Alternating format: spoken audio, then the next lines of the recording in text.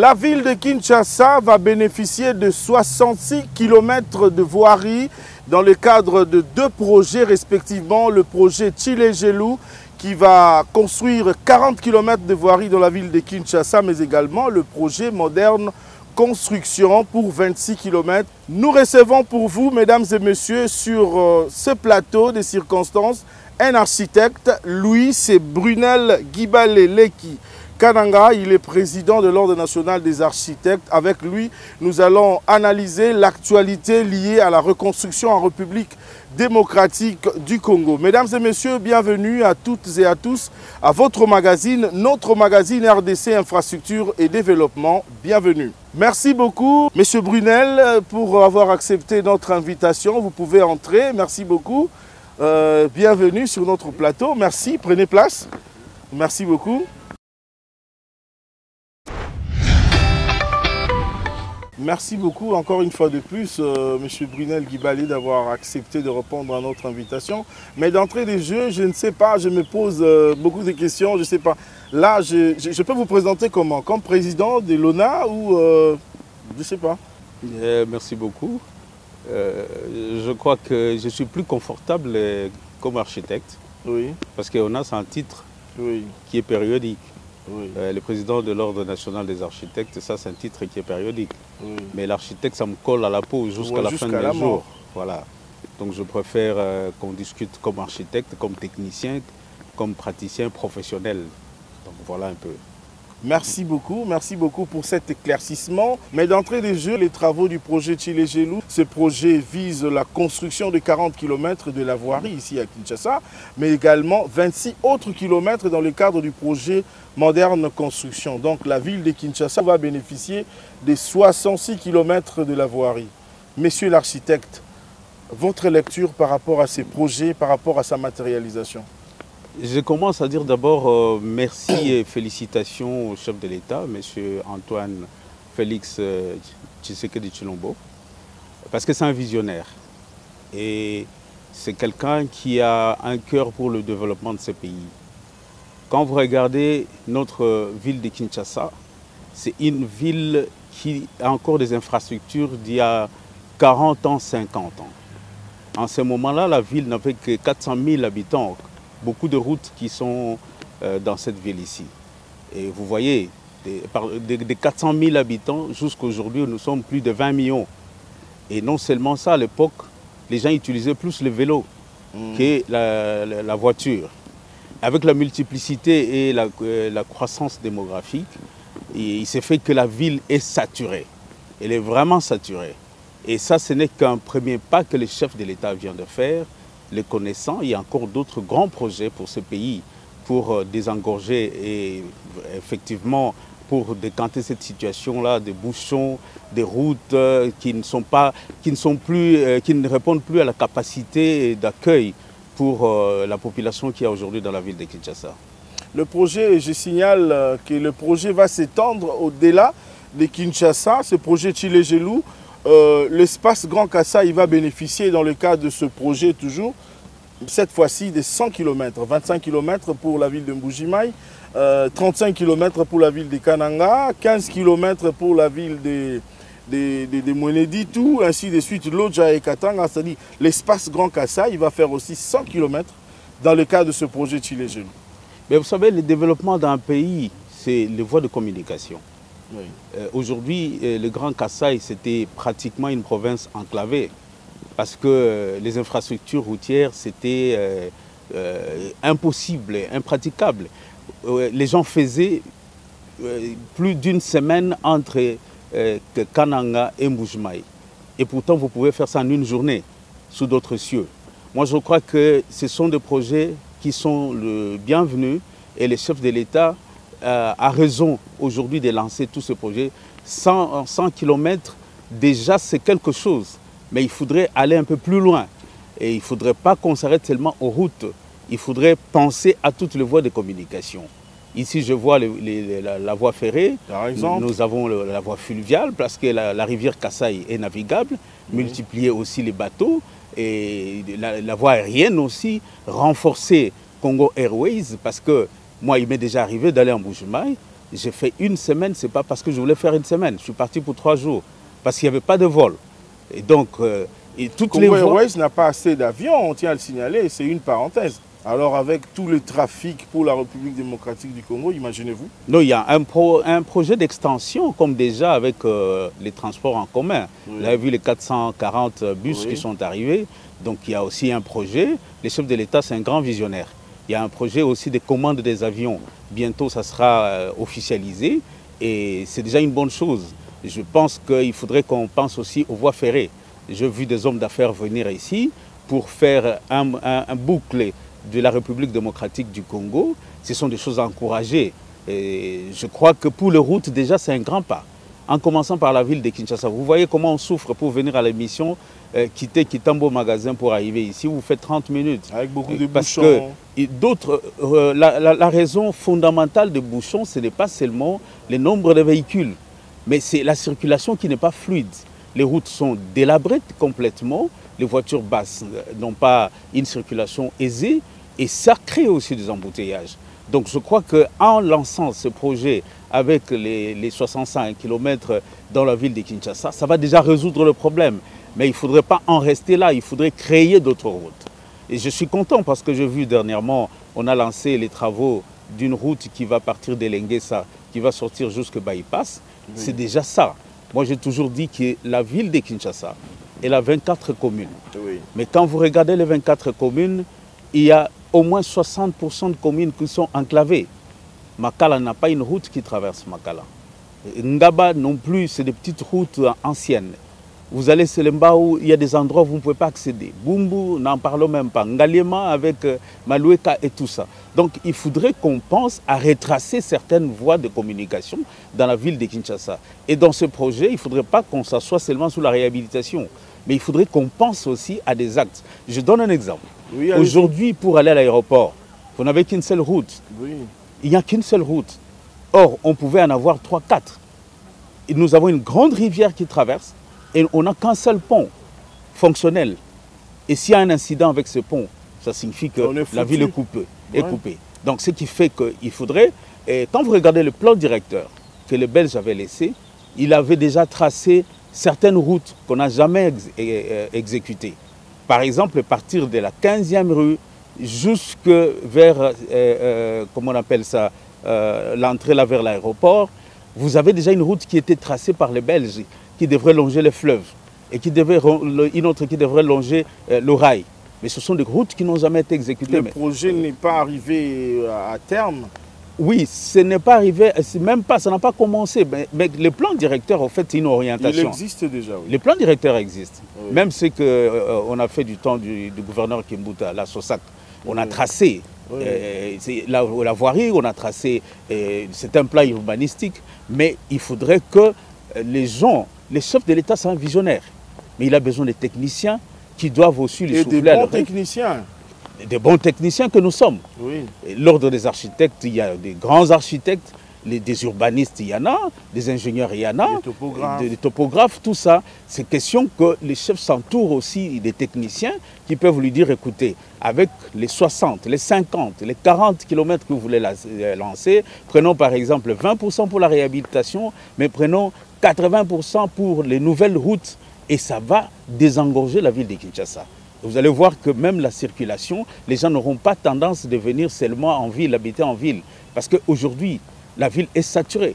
Très saturée. Sur 100% de l'espace Kinshasa, on n'occupe que 20%. 20%, il y a 80% qui est vide. La commune de Maluku, c'est elle la plus grande commune. Mais elle est inexploitée parce que les gens ne veulent pas aller habiter très loin à cause du manque des infrastructures routières. Donc avec cette idée, je pense que ça va même aider l'expansion aussi de la ville. Donc voilà un peu. Votre lecture par rapport à l'ouverture de Saut des Moutons, est-ce que ces ouvrages ont répondu au problème des embouteillages? Quelle lecture faites-vous par rapport à ces ouvrages? La manière dont ils sont utilisés aujourd'hui avec les gens qui ne respectent pas le tonnage, les excès de vitesse et ainsi de suite. Vous savez, les sauts de moutons, j'en ai parlé dans beaucoup des émissions, j'étais mal compris. J'étais mal compris, les gens ne comprenaient pas. Aujourd'hui, c'est déjà opérationnel, on ne peut plus rentrer en arrière. Il faudrait maintenant maximiser comment on peut utiliser les sons de moutons rationnellement. C'est vrai, il faut, quand il y a un nouvel équipement en urbanisme, en construction, il faut aussi la vulgarisation. Il faut une bonne vulgarisation. Un Congolais, un Quinois qui est né, qui a 50 ans aujourd'hui, n'a jamais vu le son de mouton. Il ne sait pas c'est quoi. Vous lui mettez quelque chose, il vient, il monte avec sa voiture, il roule comme il veut. Et qu'est-ce que nous avons comme signalisation routière? Ça n'existe pas. Parce que vous savez, quand vous êtes en Afrique du Sud, vous êtes aux États-Unis, vous êtes en Europe, vous êtes sur une autoroute. Avant de sortir, bon en anglais, je sais, on appelle ça EFRAM, je ne sais pas en français comment on appelle ça pour sortir, la signalisation commence à 1 km. On vous dit réduisez la vitesse, à 1 km, il y a une sortie. Ou à 1 km, il y a un rétrécissement de route. Mais c'est différent, M. Brunel. Ici, à Kinshasa, nous sommes en retard, en grand retard. Les routes ne parlent pas parce que le marquage au sol et les signalisations, ce sont les éléments majeurs qui doivent faire parler les routes. Ici, chez nous, il y en a, mais ce n'est pas assez, comme à Londres, l'exemple que vous prenez, par exemple. Mais c'est ça ce que je suis en train de vous dire, monsieur le journaliste. Le problème, c'est quoi? Les chefs de l'État ont une vision. Ils veulent faire des routes. Mais il y a des techniciens qui sont spécialisés à concevoir une route. Une route, ce n'est pas parce que tu es ingénieur, tu peux tracer une route. Non. Vous avez le pont Lunda Bululu aujourd'hui. Oui. C'est un projet inachevé jusqu'aujourd'hui, vous savez. Comment? C'est un projet inachevé. Oui, c'est vrai, il y a des gens qui nous suivent, qui peuvent se poser la question. Le pont Lunda, projet inachevé, comment expliquez-nous? C'est un pont qui n'est pas éclairé. Ça devient un endroit d'insécurité pour les piétons. À 22 h, vous ne pouvez pas circuler sur ce pont-là. On peut vous ramasser parce qu'il n'y a pas l'électrification. Et il n'y a pas la lumière. Le problème ici, il faudrait qu'on sache qui est concepteur. Les architectes sont formés pour concevoir. Nous, nous sommes formés pour étudier l'habitude, la coutume, le mouvement, les vivres de l'homme. Qu'est-ce que l'homme a besoin pour tel ou tel ouvrage? Quand je dois construire un immeuble, je me pose la question, qui va utiliser ça? Ce sont des journalistes. Comment les journalistes se comportent? Qu'est-ce dont ils ont besoin? C'est en ce moment-là qu'on peut commencer la conception. Mais ici, chez nous, c'est quoi? On parle de son de mouton, quelqu'un se met à tracer, juste, il a vu un pont, il trace. Quand vous parlez, pour revenir en arrière, parlez de chauffeurs qui roulent n'importe comment, mais les chauffeurs est guidé par la signalisation. Après avoir conçu tout ce que nous avons comme ouvrage, quelle est la signalisation? Parce que dans la conception, même une maison, vous allez voir quelque part, on a écrit toilette, on a écrit exit, on a écrit ceci, chambre. Mais comment une route miouette, une route miouette, vous prenez quelqu'un qui vient du Japon, je crois qu'il aura du mal à circuler sur cette route-là. Donc ce qui fait qu'il faut des bons concepteurs. Quand il y a une vision comme ça du chef de l'État, il faudrait que l'ordre des architectes intervienne, il faudrait que l'ordre des ingénieurs civils intervienne, qui se mettent autour d'une table pour la conception de vraies routes, qu'on sorte de ce qu'on appelle routes ici, mais ce sont des chemins, des chemins de piétons. Oui, monsieur l'architecte, quel est l'apport de l'ONA aujourd'hui? Quel est l'apport de vous, les architectes du Congo aujourd'hui? Est-ce que vous avez des collaborations, des coopératives entre toutes ces structures qui sont mises en place pour la reconstruction à l'OVD, l'Office de route, l'Agence congolaise de grands travaux et les FONER par exemple? Comment est-ce que la collaboration se passe entre la société, c'est-à-dire l'ONA, l'Ordre national des architectes, et puis toutes ces structures? Quand vous regardez la loi qui porte création, organisation de l'Ordre national des architectes, il y a un article qui parle sur la mission. La mission, c'est nous sommes conseillers techniques et devrons participer à tous les jurys de tout ce qui est infrastructure et tout ce qui a trait à l'architecture. Est-ce que ça se fait réellement? Justement, c'est ce que je suis en train de venir. L'ONA, ça fait 2 ans que l'ONA est né. C'est une nouvelle structure qui n'est pas encore comprise par beaucoup des autorités. Mais nous bénissons le Seigneur parce que les chefs de l'État actuels, ils prêtent l'oreille. Ils prêtent l'oreille et ils demandent toujours à toutes ces structures de collaborer avec l'ONA quand il y a un projet. Mais ne vous en faites pas, il y a toujours des récalcitrants. Il y a beaucoup de dirigeants qui pensent que l'ONA, c'est un dérangement. Parce que vous savez... Une structure de plus. Vous savez, quand on est en train de parler de l'état des droits, il y a beaucoup de choses. Il y a des choses que les gens étaient habitués à faire du n'importe quoi.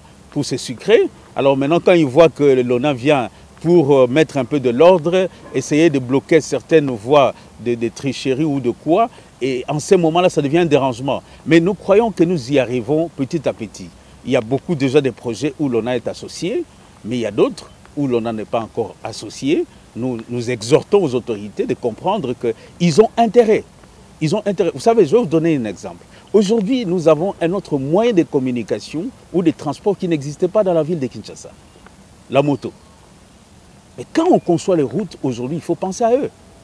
Il faut créer toute une bande. Moi qui vous parle, j'ai conçu une route.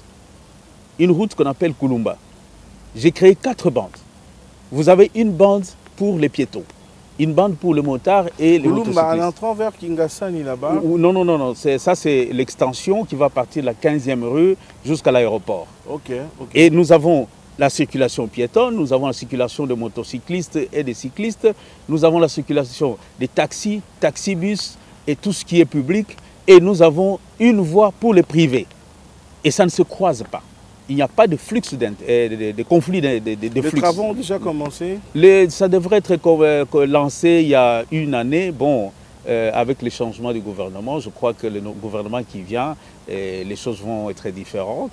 Parce que c'est une route qui va donner un exemple pour montrer qu'un architecte peut concevoir une route, mais l'architecte se tient compte de ce qui se passe. Des réalités. Des réalités. Parce que nos routes, on n'a pas de pistes pour les motards. Aujourd'hui, on condamne les motards, ils roulent en désordre. Mais ils n'ont pas de où passer. C'est comme ça, il faut les limiter. Bon, c'est vrai qu'il y a un petit souci avec les motards. Je souhaite qu'à la longue, qu'on puisse faire le recyclage ou qu'on donne des permis de... Je sais pas, on appelle quoi? Permis de conduire pour eux ou quoi? Quelque chose de pareil, mais qui soient recyclés, ces gens-là. Parce qu'ils créent vraiment une situation de sécurité sur la route. Mais quand vous regardez ce qui rentre comme service, à un certain moment, vous vous dites, bon, écoutez, ils sont importants, mais il faut les canaliser. Vous savez, en urbanisme, il ne faut jamais tuer un équipement qui vient de naître ou un système qui vient de naître. Il faut trouver une solution pour ces systèmes-là. Nous, les concepteurs, c'est ça notre travail. Et quand le gouvernement ou les institutions de l'État, l'OVD, l'Office de route, qui est en train de faire des études sans tenir compte de toutes ces choses, on sent qu'il y a un vide. On ne consulte pas l'ordre des architectes, on ne consulte pas l'ordre des ingénieurs. Il y a 2 ordres des bâtisseurs qu'il faut consulter. Donc nous sommes disposés à accompagner. Mais si nous voyons bien, M. Brunel, la plupart de ces architectes et ces ingénieurs qui sont soit à l'OVD, soit à l'Office des routes, à l'Agence congolaise de grands travaux, ce sont les membres de ces structures. Il y a une structure aussi qui encadre les ingénieurs, ONICIV, l'Ordre national des ingénieurs civils. Mais aussi de l'autre côté, il y a l'ONA, l'Ordre national des architectes. Mais ce sont ces gens-là qui sont dans vos structures, qui sont aussi de l'autre côté. Vous savez, l'Ordre a aussi une mission de la police et de l'encadrement de ses membres. Oui. Ce n'est pas tout le monde qui peut concevoir tout. Ce n'est pas pour rien qu'il y a des spécialistes. Il y a des chambres spécialisées.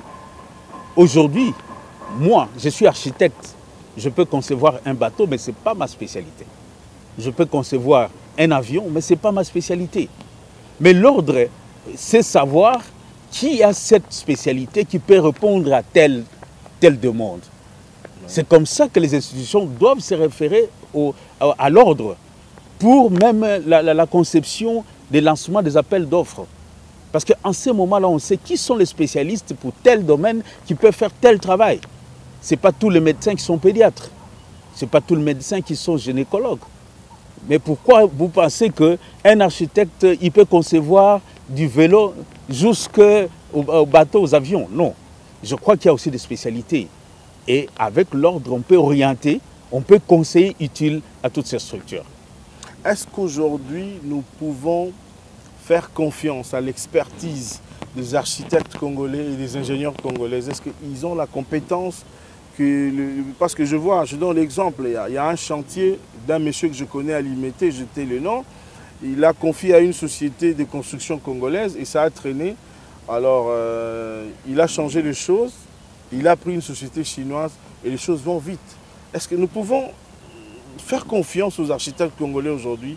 Ils ont l'expérience, les ingénieurs? Moi, je crois qu'à 100%. À 100%, on a des très bons ingénieurs, on a des très bons architectes et des grands qui sont à la hauteur internationale. Le problème avec ces clients-là, je l'ai toujours dit dans des émissions, quand il s'agit d'un Chinois, il peut lui payer 100% de l'argent. Mais quand il s'agit d'un Congolais, il va lui payer à tempérament. Les Chinois sont rapides parce qu'on leur donne les moyens. Parce qu'on leur donne les moyens. Donc si on mettait les moyens à la disposition des Congolais, mais les Chinois, ils peuvent aussi donner des résultats plus que les résultats. Les Chinois, là, ils travaillent avec qui? Ils travaillent avec des Chinois ou des Congolais? Non, avec des Congolais pour voilà. la main-d'œuvre. Oui. Le problème, c'est que quand on voit une peau blanche, c'est un petit complexe qu'il y a dans les Congolais. Quand on voit une peau blanche, on donne toute la confiance totale en matière d'argent. Mais quand il s'agit d'un Congolais, ah non, non, vous savez, je l'ai vu, il est à pied, il va acheter une voiture et tout ça. Mais les Chinois, là, 80% sont venus si c'était des prisonniers. C'est nous qui les avons enrichis. Vous savez que ceux qui ont construit le palais du peuple ici, et Kamanyola, à l'époque, c'était des prisonniers. Mais aujourd'hui, ce sont des millionnaires dans cette ville ici. On a vu des Libanais venir en babouche ici. Nous les avons rendus millionnaires. Ils roulent carrosse. On les a rendus millionnaires. Mais quand il s'agit des Congolais, non, ben écoutez, si vous les payez, il va faire ceci. Mais avec les Chinois, les Libanais, on ne réfléchit pas. Moi, je crois que c'est un petit complexe qui doit quitter les Congolais. Nous avons des grands architectes, nous avons des grands ingénieurs. Il faudrait qu'on nous fasse confiance. Je vais vous donner un exemple. Vous savez, les talus qui se trouvent à Mongafula. Quand vous quittez Rond-Point Ngaba, vous allez à Mongafula. Oui. Vous avez vu ces talus? Du côté droit. Du côté droit. Oui, oui. Ça fait combien d'années? Nous sommes pratiquement une cinquantaine d'années. Oui. Ces talus-là ne s'est jamais affaissé, il n'y a jamais eu de fissure. Oui. Mais qui a fait ça? C'est un ingénieur congolais. Mais regardez tous les talus que les Chinois nous ont fait. Les routes qu'ils nous ont fait, où est-ce qu'elles sont?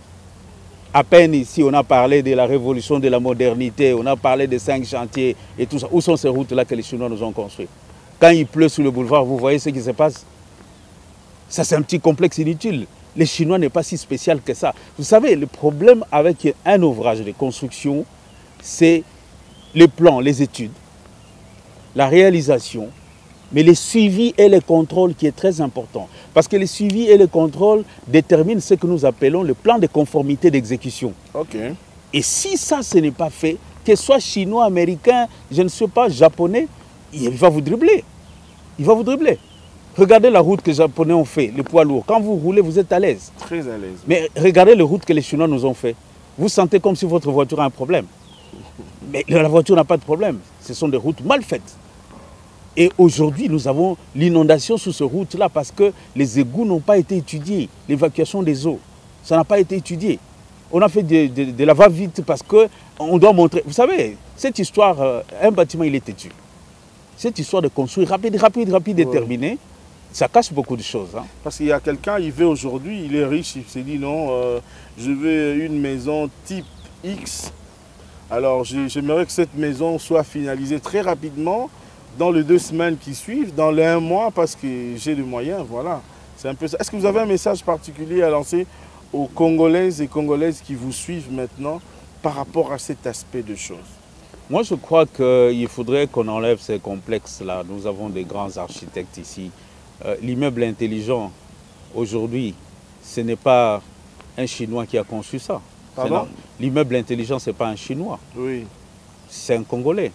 Oui, les bâtiments au Jeffrem, c'est pas... Celui-là, je connais, je profite pour le saluer, c'est l'architecte Kim Mukwanga. L'immeuble de l'Ojefrem, oui, un Congolais. C'est un Congolais, l'architecte Michaud. Oui. Vous avez l'immeuble de FPI, oui. C'est Siméon. Moussindondo. Oui, nous-mêmes qui vous parlons, quand vous êtes à côté de médecins de nuit, l'immeuble est en briques cuites, qui n'a jamais existé à Kinshasa, c'est nous-mêmes. C'est une première. C'est une première. Oui. C'est une première. Mais nous sommes interdits de faire la publicité, donc on ne peut pas sortir tout ce que nous avons comme CV. Si Normalement, selon votre, je ne sais pas si c'est le règlement intérieur ou quoi, on vous défend de faire la vantardise et de vendre ce que vous faites. Non, on ne peut pas faire la publicité. Un architecte ne peut pas faire la publicité. Ah, ok. Non. Si vous voulez parler des œuvres d'un architecte, il y a des ouvrages, il y a beaucoup de choses que nous... L'exposition, pendant l'exposition, mais ici à la télé, on ne peut pas venir pour commencer à faire sa publicité. Non, voilà, moi j'ai fait ça. Oui. Voilà, moi j'ai fait ça. C'est mieux que les autres crée personnes une concurrence déloyale. À votre place. Oui, parce que les jours qu'il y a le concours, c'est compliqué. On va dire, celui-là, il a l'expérience et ça va influencer les jurys. Ça, c'est un exemple seulement, mais sinon, notre déontologie ne permet pas qu'on puisse faire la publicité.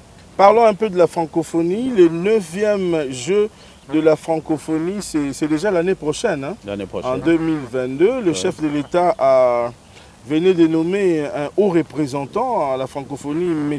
Thioyo. Quelles sont les stratégies que vous allez mettre en place? Parce que là, vous allez jouer un grand rôle, les architectes. Nous allons vous voir à l'œuvre. Alors, quelles sont les stratégies et la collaboration? Expliquez-nous un peu qu'est-ce qui est déjà fait, qu'est-ce qui reste à faire par rapport à ces jeux qui sont pour bientôt. Les Jeux de la francophonie, normalement, ça devrait se tenir cette année. Mais à cause de la pandémie, on a renvoyé en 2022, au mois d'août. Depuis le mois de mars, l'année passée, l'Ordre des architectes est entré en danse pour accompagner la structure qui était en place. Et aujourd'hui, nous avons une autre structure que le chef de l'État qui a plu au chef de l'État de mettre en place, avec les hauts représentants. Et je crois que l'Ordre des architectes était déjà très avancé avec les études. Parce que nous avons eu les contrats avec le gouvernement congolais et que nous avons une lettre de commande que le gouvernement congolais nous avait adressée à l'époque. Et nous avons eu un contrat et nous avons travaillé sur les avant-projets sommaires. Et aujourd'hui, tous les projets, normalement, a été déjà au point jusqu'au dossier d'appel d'offres. Jusqu'aux appels d'offres. Mais il y a eu juste un petit souci de site. Mais vous savez, un plan, on peut le mettre, le même plan, on peut le mettre partout, on peut l'adapter. Nous, les architectes, ça, c'est notre domaine. Nous sommes en train d'attendre l'orientation. De la haute hiérarchie. De la haute hiérarchie. S'ils maintiennent, par exemple, les sites de la FIKIN, nous pouvons prendre tout ce que nous avions, on peut l'implanter au site de la FIKIN. Ça sera avec des préfabriqués? Non, je pense que nous avons conseillé à ne pas utiliser des préfabriqués. Parce que nous disons que notre pays n'a pas des infrastructures pour recevoir la CHAN ou la CAN, par exemple. Et c'est comme ça, d'ailleurs, à l'époque, l'Ordre des architectes avait proposé que le site principal soit Tata Raphaël. Parce que les infrastructures... Le stade, ou l'espace vide pour les logements, par exemple, des athlètes, pour la restauration des athlètes. Vous allez construire des hôtels, là? Ce n'est pas des hôtels, mais c'est une sorte de logement. C'est comme des dortoirs, c'est comme en bois. Donc ça dépend. Il faudrait maintenant que l'équipe des architectes se mette au boulot pour proposer quelle est la méthodologie de construction qu'on doit mettre en place. Parce qu'il ne nous reste qu'une année. Donc, quand on avait 2 ans, c'était différent. On pouvait prendre le temps à construire avec du traditionnel. Mais aujourd'hui, on ne peut plus faire ça. Donc, je disais que nous, l'ONA, nous avons déjà toutes les études sur le site Tata Raphaël qui existent jusqu'à l'appel d'offres. Donc, si aujourd'hui, les autorités nous orientent sur le site de Tata Raphaël, il n'y aura plus des études à faire. Ça sera un avantage. Ça sera un avantage parce que si on délocalisait, ça sera un désavantage. Oui, il faudrait que l'on puisse réadapter et tout ça, mais tout ça, on est professionnel, c'est notre monde. On peut aussi réadapter en un temps record. Mais c'est question qu'il y ait harmonisation entre la haute représentation du chef de l'État et l'Ordre des architectes. Je crois qu'il y a 2-3 petites choses à mettre au point et les choses vont aller de l'avant. Donc, je pense que nous sommes disposés à donner le meilleur de nous-mêmes. Parce que nous avons travaillé, les architectes que nous avons fait travailler, ils n'ont jamais été payés. Jusqu'à présent. Ils n'ont jamais été payés. Et avec le gouvernement passé, il y a eu ce qu'il y a eu, on ne parle plus du passé. Mais aujourd'hui, nous pensons que pour l'amour de la nation, l'Ordre des architectes est prêt à donner ces plans-là qu'on démarre d'abord pour sauver les jeux, parce qu'il y a une menace de perdre les jeux. De temps en temps, il y a des voisins qui font des clins d'œil à l'OIF pour récupérer ça. Et nous, nous ne voulons pas que cela parte. Et aussi, les infrastructures que nous avons proposées, nous nous sommes dit, avec des grands événements qui sont en train de venir, aujourd'hui les chefs de l'État et les présidents de l'Union africaine, on ne sait jamais qu'est-ce qu'on peut avoir comme une grande organisation. On n'aura plus le problème d'équipement quand il s'agit de grandes manifestations, pour les logements par exemple, et la restauration, parce que là, on avait prévu un logement de 4000 athlètes qui vont venir sur les 80 pays, et nous avons un restaurant qui doit recevoir 4000 personnes.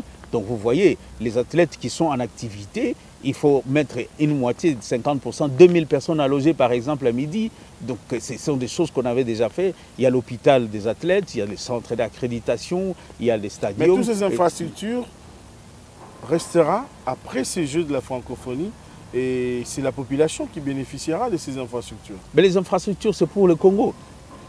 Et les Jeux de la francophonie, il ne faut pas qu'on se leurre. Ce n'est pas la francophonie qui finance, c'est le gouvernement congolais. C'est l'argent du gouvernement congolais. Croyez-vous à la réussite de ces Jeux de la francophonie? Je suis très optimiste dans ma vie. Je suis très optimiste quand je travaille avec les optimistes.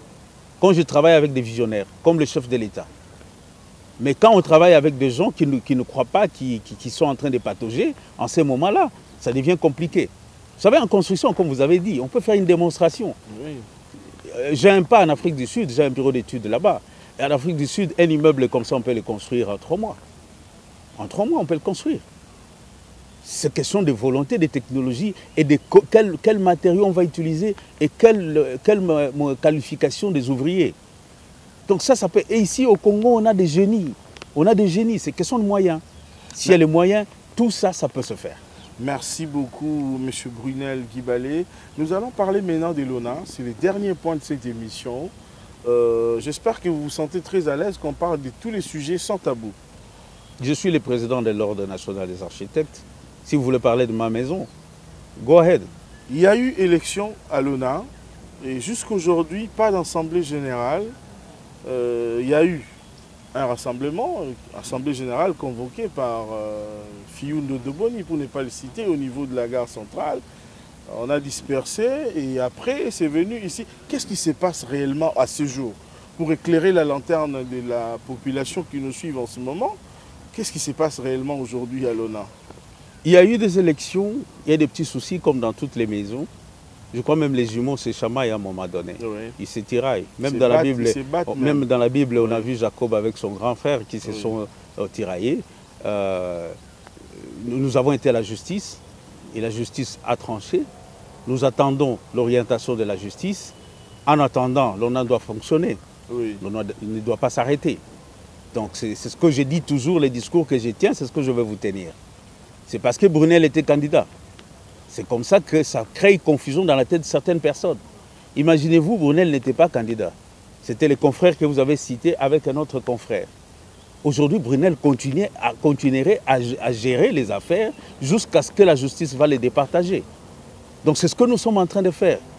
Il n'y a aucun problème aujourd'hui et je crois que les confrères sont en train de prendre conscience, nous tous, ensemble, nous allons trouver une solution en un temps record. En un temps record. Quel message pouvez-vous lancer aujourd'hui aux architectes de votre corporation, l'Ordre national des architectes, parce que vous n'allez pas me contredire, aujourd'hui, c'est divisé, il y a des gens qui sont pour Brunel et pour les autres. Donc, un message de paix, un message de rassemblement que vous pouvez lancer maintenant à toutes ces personnes qui sont en train de nous suivre maintenant. Vous parlez comme si vous êtes architecte. Non, moi je ne suis pas architecte. Moi je n'ai pas vu la division parce que j'ai ouvert les tableaux, les inscriptions. Si je vous montre aujourd'hui, nous sommes déjà à 141 ou 152, les statistiques qu'on m'a données aujourd'hui. Les architectes qui s'enregistrent, c'est ni pro-Brunel, oui, ni pro-Brunel, ni pro qui que ce soit. Ce sont des architectes, l'ONA sur leur maison. Je ne vois pas ce dont vous parlez, vous les journalistes, vous aimez toujours créer la polémique. Non, non, moi je ne crée pas la polémique. Oui, parce qu'il n'y a pas pro qui, pro-Brunel, pro ceci. Il n'y a que l'ONA. Il n'y a que l'ONA qui est là, qui est dans le complexe ITEX Africa. Vous avez des bureaux et les gens viennent s'inscrire. Les gens qui s'inscrivent aujourd'hui, ils n'ont pas de couleur. Je n'ai vu personne venir avec des banderoles sur le visage. Moi, je suis des Brunel, moi, je suis des tel architecte. Non, ils viennent comme architectes. Donc l'inscription continue. Nous avons fait un moratoire à cause des petits glissements qu'il y a eu à cause de ces élections-là. Normalement, ça devrait s'arrêter le 28 février, mais nous avons rallongé d'un mois. Donc là, il y a l'engouement d'inscription. Aujourd'hui, il y a eu une dizaine qui sont venus s'inscrire. Et toutes tendances confondues. Nous avons même les membres de la commission électorale qui sont venus s'inscrire. Nous avons des gens qui n'ont pas cru à la vision de Brunel, qui viennent s'inscrire. Donc l'ONA, c'est pour les architectes. C'est l'arche de Noé. Oui, l'arche de Noé, c'est-à-dire les personnes de tous bords peuvent venir pour entrer. L'enregistrement, l'inscription, on vous a parlé. Oui, l'inscription au tableau. Cette inscription au tableau, c'est pour l'année 2021. 2021. Parce que si vous n'êtes pas inscrit sur les tableaux, vous n'êtes pas supposé être architecte et exercer sur le territoire congolais. Est-ce qu'aujourd'hui, on peut dire, ça c'est la dernière question que je vous pose, on peut dire qu'aujourd'hui, il y a ONA L Brunel, ONA L X? Non. Il y a ONA tout court. ONA tout court. Il y a ONA tout court, jusque-là, qui est dirigé et géré par Brunel Guibalé. En attendant que la justice rende le verdict. Pour le moment, il n'y a pas de confusion, parce que je vous ai donné un exemple. Les gens qui viennent s'inscrire, ils ne viennent pas, les architectes qui viennent s'inscrire, ils ne viennent pas au nom de Brunel ou au nom de qui que ce soit, mais ils viennent à l'ONA. Et le discours que moi j'aimerais amener ici, c'est un discours d'unité. C'est un discours de sérénité. Les architectes doivent être... Pourquoi je vous ai demandé même de lancer un message aux architectes? Oui, mais justement, c'est ce que je suis en train de dire. Les architectes doivent être sereins. Il n'y a qu'un seul ONA, il n'y en a pas deux. Il n'y a qu'un seul, une seule structure, un seul conseil qui est en train de conduire l'ONA aujourd'hui. Attendons voir ce que la justice va nous réserver. Mais aujourd'hui aussi, on peut se dire, bon, écoute, nous sommes les enfants d'une même famille. On se met autour d'une table, on n'aura plus besoin de la justice. Le petit problème, ça existe. On a vu ça à la FEC. Pourquoi est-ce que vous voulez dramatiser pour les architectes? La FEC qui est une vieille structure. L'architecte, l'ONA n'a que 2 ans de vie. Donc il faut être tolérant. Vous êtes aussi pour aujourd'hui, pour la réconciliation avec votre confrère Fiou. Vous aimez citer les noms. Oui. Est-ce qu'il y a un problème pour qu'il y ait réconciliation? Moi, je ne pense pas qu'il y a un problème. Il n'y a pas un problème. Il y a eu juste un petit différend par rapport à la vision. Nous, les architectes, vous savez, on n'a jamais été unanime d'accord avec un projet. Oui. Moi, je peux faire un projet, toi, profane, tu vas dire c'est waouh, mais quand l'architecte vient, il dit mais la porte là est mal placée, tout ça, il y a toujours des divergences. Moi, je ne pense pas qu'il y a un problème. Fiou, c'est un confrère à moi, et tout le monde, ce sont des confrères. S'il y a eu des différends, ça, il y a des choses qui ne sont pas consommables pour la population. Il y a des choses que nous devons régler entre nous. Donc, si aujourd'hui, hors caméra. Si aujourd'hui on doit se mettre autour d'une table, je suis partie prenante. Donc ça n'a rien à voir avec la consommation de la population. En tout cas, merci beaucoup Brunel Guibalé. Je rappelle à nos téléspectateurs que notre invité est le président de l'Ordre national des architectes. Il est lui-même architecte de formation. Nous sommes arrivés à la fin. Si quelqu'un nous prenait en cours, M. Brunel, en 2-3 minutes, qu'est-ce qu'on peut retenir de votre passage ici dans notre magazine RDC, Infrastructure et Développement? Merci. Nous avons parlé du projet que le chef de l'État est en train de lancer pour les routes, que nous félicitons et nous voulons accompagner parce que nous sommes des concepteurs et nous sommes ces soldats pour le développement de ce pays. Je vous dis, l'architecte est parmi les éléments moteurs ou orchestres de développement d'un pays. Donc, si nous pouvons accompagner les chefs de l'État, nous sommes prêts à le faire à bras ouverts. Et deuxièmement, nous avons parlé de la francophonie. Je vous ai orienté par rapport à la francophonie qu'aujourd'hui, l'ONA a toutes les études faites jusqu'au niveau d'appel d'offres.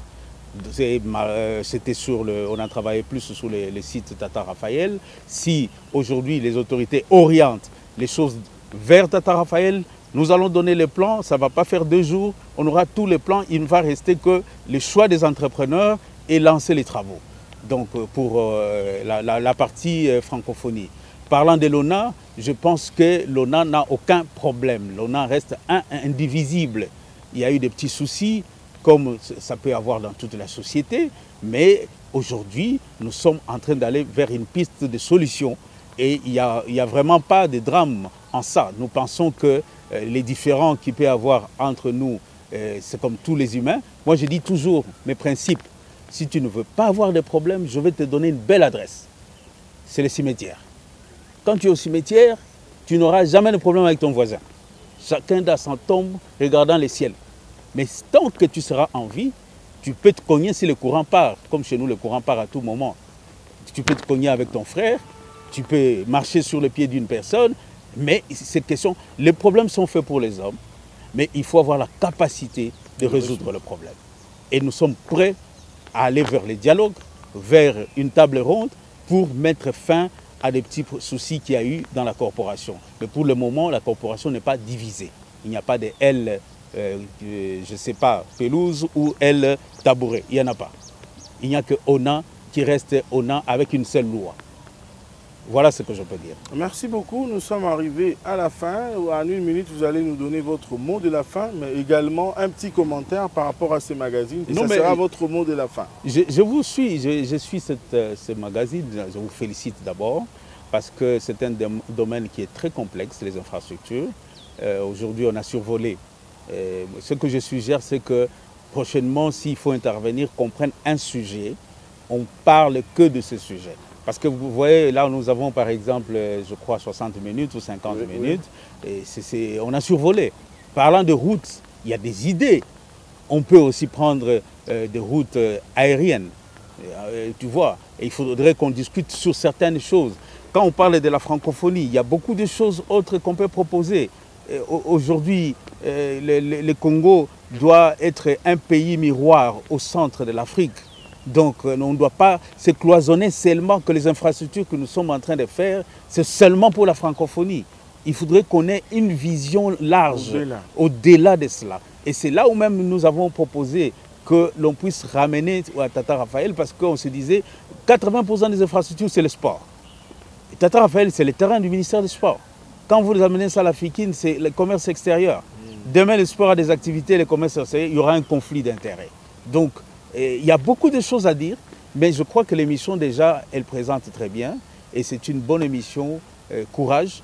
Et nous allons encore revenir si vous nous donnez encore l'opportunité, parce qu'il y a encore beaucoup dans notre ventre, on n'a pas encore accouché. Merci beaucoup, nous allons vous donner l'occasion. Prochainement, nous allons bien traiter sur un sujet. Merci pour la remarque, on en tiendra compte. En tout cas, merci une fois de plus pour avoir répondu à notre invitation malgré vos multiples charges. À vous également, chers téléspectateurs, nous disons infiniment merci de nous avoir suivis. Nous avons reçu pour vous l'architecte Brunel Guibalé, qui est le président de l'Ordre national des architectes de la République démocratique du Congo. Avec lui, nous avons analysé et parlé du lancement du projet Tshilé-Gelou, initié par les présidents de la République, 40 km, 26 km dans le cadre du projet moderne. Nous avons parlé de la francophonie, mais également de l'ONA. On se retrouve la semaine prochaine. Au revoir.